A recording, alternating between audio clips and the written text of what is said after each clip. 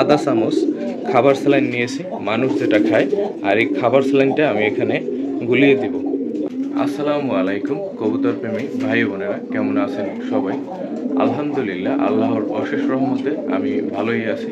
আর আপনারা কেমন আছেন কমেন্ট করে জানাবেন।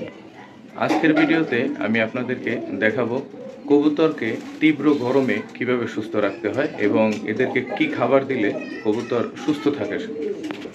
আমার বাসার কবুতরগুলো প্রায় সুস্থ থাকে, সবসময় সবল থাকে। তো আলহামদুলিল্লাহ ওরা সবাই ভালো আছে। তো আজকে আমি অতিরিক্ত গরমের কারণে ওদেরকে খাবার স্যালাইন দিব। আর খাবার স্যালাইন দেওয়ার নিয়ম এবং কিভাবে দিতে হবে, কতটুকু পানিতে দিতে হবে, সেটা আমি আপনাদের মধ্যে তুলে ধরব। প্রথমত আমি যে কাজটা করব, আমার এই যে কবুতর ঘরের প্রত্যেকটা কবুতরের পানির বাটি সরিয়ে নিয়েছি এবং ভালোভাবে ধুয়ে এনেছি এই যে জীবাণুনাশক দিয়ে, যেমন সাবান অথবা লিকুইড দিয়ে। তো আমি আজকে এগুলোকে ধুয়েছি ভীম দিয়ে। তো ভীম দিয়ে ধোয়ার পরে এরকম আমি 1.5 লিটার পানি নিয়েছি একটা মগে, এটা বড় মগ, 1.5 লিটার পানি। আর এই 1.5 লিটার পানির ভিতরে আমি 4 চামচ বা ওষুধের চামচের যে চামচটা আছে, এখানে আধা চামচ, এই যে দেখুন আপনারা, আধা চামচ খাবার স্যালাইন নিয়েছি, মানুষ যেটা খায়। আর এই খাবার স্যালাইনটা আমি এখানে গুলিয়ে দিব। আর গোলানোটা একটু কষ্ট হবে আমার পক্ষে, কারণ আমি যেহেতু একা একা ভিডিও তৈরি করছি। তারপরেও আমি আপনাদেরকে দেখাই কিভাবে করি আমি। প্রথমত আমি আলাদাভাবে এরকম একটা বাটি নিয়েছি এবং এই একটা বাটি নিয়েছি। এর পরবর্তীতে এখানে আমি পানিটা ঢেলে দিব এরকমের। পরবর্তীতে এইটার ভিতরে আবার ঢালবো। এরপরে এই দুটোই আমি ভিতরে দিয়ে দেব, আবার এই মগের ভিতরে। আর যেহেতু খাবার স্যালাইন একেবারেই চিকন বালুর থেকেও, যার কারণে এটা খুব দ্রুত এরকম 2-1 বার করলে গুলে যাবে। আমি স্যালাইনটা গুলিয়ে ফেলেছি আর সব বাটিগুলো ছড়িয়ে দিয়েছি। এখন আমি প্রত্যেকটা বাটিতে এই স্যালাইন পানি দিয়ে দিব এরকমের, এই প্রত্যেকটা বাটিতে দিয়ে দিব।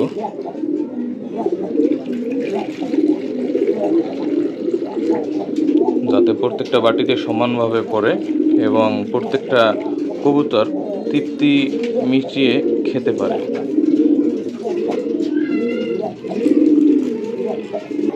সবগুলো বাটিতেই আমি খাবার স্যালাইন দিয়ে দিছি, মানে স্যালাইন পানি। এখন আমি কবুতরকে দিব।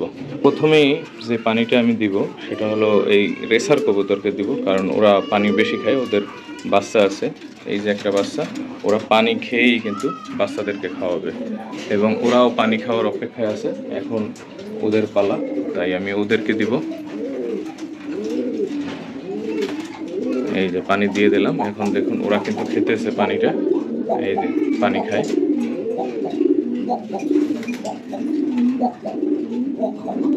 আর উপরের কবুতরটাও কিন্তু পানি খায়।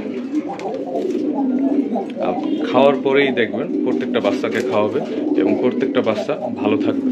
এই যে ওরা চলে গেছে অলরেডি খাওয়াবার জন্য, দুজনেই। একটা বাচ্চা যেহেতু, বাচ্চাটা মাশাআল্লাহ বড় হয়েছে এবং বড় হবে আরও। এই পানিটা আমি এখানে লাল মিয়াকে দিয়ে দেব।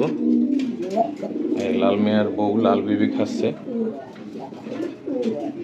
আর এখানে দেখুন, যেই কথা সেই কাজ, এখানে কিছু মা তার বাচ্চাকে খাবার খাওয়াচ্ছে, স্যালাইন পানি খেয়েই চলে গেছে বাচ্চার কাছে।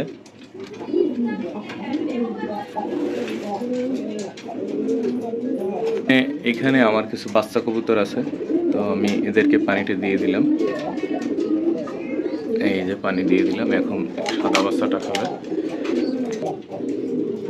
বন্ধুরা, তীব্র গরমে কবুতর সুস্থ রাখতে হলে এরকম 2 দিন বাদে বাদে একদিন কবুতরকে খাবার স্যালাইন দিতে হবে। আর এরকম খাবার স্যালাইন দিলে আপনার কবুতর সুস্থ থাকবে। আর আপনি যদি কবুতরকে খাবার স্যালাইন না দেন, তাহলে কিন্তু আপনার কবুতর অসুস্থ হবে। আর অসুস্থ হওয়ার কারণটা আমি বলি, অতিরিক্ত গরমে কবুতরের শরীর থেকে লবণ পানিটা বের হয় এবং কবুতর ধীরে ধীরে অসুস্থ হয় এবং পানি শূন্যতায় ভোগে। আর এই স্যালাইনটা কিন্তু সেই পানি শূন্যতা আপনার পূরণ করবে এবং কবুতর সুস্থ রাখতে সহায়তা করবে। এবং এই যে স্যালাইন খাওয়ার ফলে কবুতরের যে ড্রপিংও কিন্তু ভালো থাকে। কারণ কিছু কিছু সময় দেখা যায় পানির কারণে, মানে পানি শূন্যতার কারণে কবুতরের পেট খারাপ করে ফেলে।